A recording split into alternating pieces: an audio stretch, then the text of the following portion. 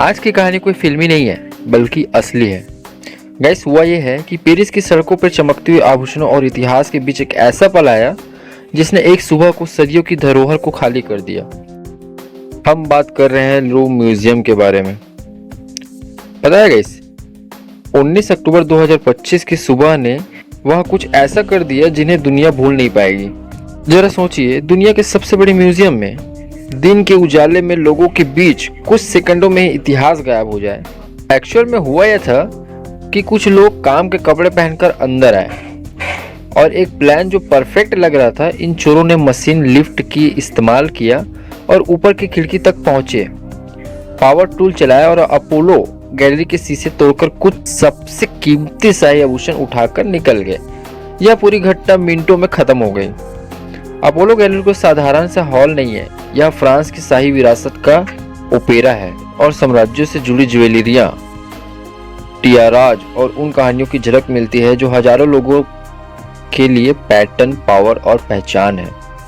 जब उन गहनों को उठाकर ले जाया गया तो सिर्फ तौर तरीके नहीं, कुछ ऐसे पन्ने हटाए गए जो राष्ट्र की यादों में जुड़े थे। किसने क्या लिया? शुरुआती रिपोर्टों के मुताबिक चोरों ने 8 अनमोल टुकड़े चुराए, जिनमें डायमंड और एमराल्ड जड़े, टियारा, नेकलेट्स और ब्रोच शामिल थे, जिनकी कीमत अनुमान 88 मिलियन के आसपास बताई जा रही है। बस असल बात तो उससे भी ज्यादा है। ये टुकड़े फ्रांस के शाही आयामों की याद हैं, जिन्हें पैसे से मापा नहीं जा सकता। चोरों ने मोटरसाइकिल और ट्रैफिक का इस्तेमाल किया, भीड़ में घुसते पेरिस की सकरी गलियों में खो गए, पर वे गलती भी कर गए। हुआ ये कि एक मुकुट रास्ते पर गिर गए और फोरेंसिक्स के लिए सुराग छोड़ गए। हेलमेट, दस्ताने और कुछ उपकरण। धीरे धीरे साक्ष्य ने अधिकारियों को कुछ रेखाएं दी। घटना ने सिर्फ म्यूजियम को ही नहीं बल्कि फ्रांस की नीतियों को भी हिला दिया। सांस्कृतिक मंत्री और राष्ट्रपति ने इसे आक्रमण कहा। इंटरपोल और नेशनल यूनिट्स जांच में जुट गए। सवाल उठे, क्या सुरक्षा में ढिलाई थी? क्या अंदर से मदद मिली? और सबसे बड़ा सवाल, अगर ये रत्न बाहर ले जाए गए तो क्या इसे काट कर बिखेर दिया जाएगा? इतिहास का नामो निशान मिट जाएगा।